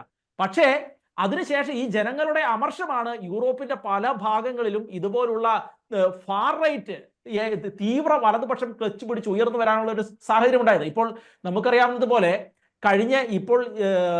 ബ്രിട്ടനിൽ കഴിഞ്ഞ പ്രാവശ്യം നടന്ന തെരഞ്ഞെടുപ്പിന് മുൻപ് നടന്ന തെരഞ്ഞെടുപ്പിൽ ഫാർ റൈറ്റ് പാർട്ടിക്ക്, തീവ്ര വലതുപക്ഷ പാർട്ടിക്ക് 2% വോട്ടുണ്ടായിരുന്നത് അത് നേരെ കഴിഞ്ഞ തെരഞ്ഞെടുപ്പിൽ 14% ഉയർന്നു. അവർക്ക് ഏകദേശം 4 സീറ്റുകൾ എങ്ങാണ്ടേ കിട്ടിയുള്ളൂ. എങ്കിലും ഈ 14% വോട്ട് ഷെയർ ഇവർ നേടി എന്നുള്ളതാണ്. അപ്പോൾ എലോൺ മസ്ക് ഈ ബ്രിട്ടനിൽ അധികാര കൈമാറ്റത്തെക്കുറിച്ചും അധികാരം കീർ സ്റ്റാർമർ മാറണം എന്നെല്ലാം പറയുമ്പോൾ അദ്ദേഹത്തിന്റെ കച്ചവട കണ്ണിലൂടെ നോക്കിയാൽ പോലും 14% ഇതുപോലെ വളരെ വലിയൊരു കുതിച്ചുചാട്ടം ഈ കാര്യത്തിൽ ഉണ്ടായ സാഹചര്യത്തിൽ, ഈ ഫാർ റൈറ്റിന്റെ കാര്യത്തിൽ ഉണ്ടായ സാഹചര്യത്തിൽ അടുത്ത ഒരു തെരഞ്ഞെടുപ്പിൽ അത് വർദ്ധിച്ചു വരാനുള്ള സാഹചര്യം കൂടുതലാണ്. അപ്പോൾ ഈ സംഭവം എന്ന് പറയുന്നത് ഇപ്പോൾ നമുക്കറിയാം, കുറച്ച് നാളുകൾക്ക് മുന്നേ അവിടെ 4 പെൺകുട്ടികളെ, ഇപ്പോൾ വൈറ്റ്സ് പെൺകുട്ടികളെ അവിടെ ആക്രമിക്കുന്ന സാഹചര്യം ഉണ്ടായപ്പോൾ വലിയ കലാപം ബ്രിട്ടനിൽ നടന്നു. ആ കലാപം നടന്നപ്പോൾ അതിന്റെ പിന്നിൽ പോലും ഇങ്ങനെ വളരെ വലിയൊരു ഒരുപാട് കാലങ്ങൾ കൊണ്ടുണ്ടായ ഒരു അമർഷം ഉണ്ട് എന്നുള്ളതാണ് ഏറ്റവും പ്രധാനപ്പെട്ട വാസ്തവം.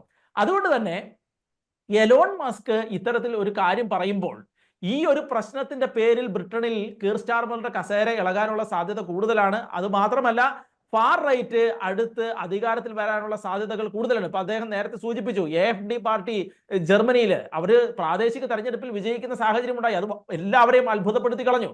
അപ്പോൾ AFD പാർട്ടി അധികാരത്തിൽ വരാനുള്ള ഒരു സാഹചര്യം ഈ ജർമ്മനിയിൽ ഉണ്ടായത് അത് ഒരുപാട് കാലങ്ങൾ കൊണ്ടുണ്ടായതാണ്, പെട്ടെന്നുണ്ടായ ഒരു കാര്യമല്ല. അതുപോലെ ഫ്രാൻസിൽ മരീൻ ലീപ്പനിന്റെ പാർട്ടി, അതുപോലെ തന്നെ ഇപ്പോൾ ഓസ്ട്രിയയിൽ കഴിഞ്ഞ പ്രാവശ്യം ഇപ്പോൾ അവിടെ ചാൻസലറാകാൻ വേണ്ടി അവിടെ ഇപ്പോൾ ക്ഷണിച്ചേക്കുന്നത് അവിടെ ഫാർ റൈറ്റ് തീവ്ര വലതുപക്ഷത്തെയാണ്. ഏകദേശം 29% വോട്ടുകൾ നേടി ഏറ്റവും വലിയ ഒറ്റകക്ഷിയാവുന്ന സാഹചര്യം ഉണ്ടായി അവിടുത്തെ തീവ്ര വലതുപക്ഷം. അപ്പോൾ അങ്ങനെ നോക്കുമ്പോൾ ബ്രിട്ടനിലും ഇത് അടുത്ത കാലത്ത് തന്നെ ഉണ്ടാകാനുള്ള സാഹചര്യം വളരെ കൂടുതലാണ്. അപ്പോൾ ട്രംപ് എരുതിയിൽ എണ്ണ ഒഴിച്ചു കൊടുക്കുന്നു എന്നുള്ളൊരു കാര്യം ചെയ്തു എന്നുള്ളതാണ് ഇതിനുള്ള ഒരു വാസ്തവം എന്ന് പറയുന്നത്.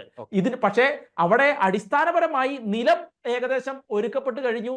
അടുത്ത പ്രാവശ്യം, അല്ലെങ്കിൽ ഇപ്പോൾ കീർ സ്റ്റാർമർ രാജിവെക്കുന്ന സാഹചര്യം ഉണ്ടായാൽ അടുത്ത പ്രാവശ്യം, അതില്ലെങ്കിൽ അതിന്റെ അടുത്ത പ്രാവശ്യം ഫാർ റൈറ്റ് പാർട്ടി ബ്രിട്ടനിൽ അധികാരത്തിൽ വരാനുള്ള സാഹചര്യം കൂടുതലാണ് എന്നുള്ളൊരു വസ്തുതയുണ്ട്.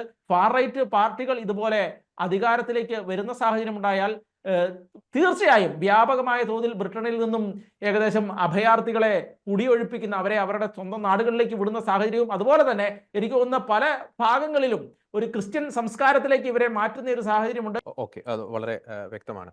തീർച്ചയായിട്ടും UK നടന്ന ആ ഒരു കൊടും ക്രൂരത, പാവപ്പെട്ട പെൺകുട്ടികളെ, പിഞ്ച് പെൺകുട്ടികളെ പിച്ചു ചീന്തിയ ആ വന്യമൃഗങ്ങളെ പോലും നാണിപ്പിക്കുന്ന രീതിയിൽ ആ ഒരു പ്രവൃത്തി ചെയ്ത ആ ഒരു തീവ്ര ഇസ്ലാമിസ്റ്റുകൾ, പാകിസ്ഥാൻ വംശജരായിട്ടുള്ള ബ്രിട്ടീഷ് പൗരന്മാർ, അവർ ചെയ്ത ആ ഒരു പ്രവൃത്തി വളരെ വലിയ മുന്നറിയിപ്പ് തന്നെയാണ് ലോകത്തിന് നൽകുന്നത്. ഒറ്റ വാക്കിൽ പറയുകയാണെങ്കിൽ സൂക്ഷിച്ചാൽ ദുഃഖിക്കേണ്ട.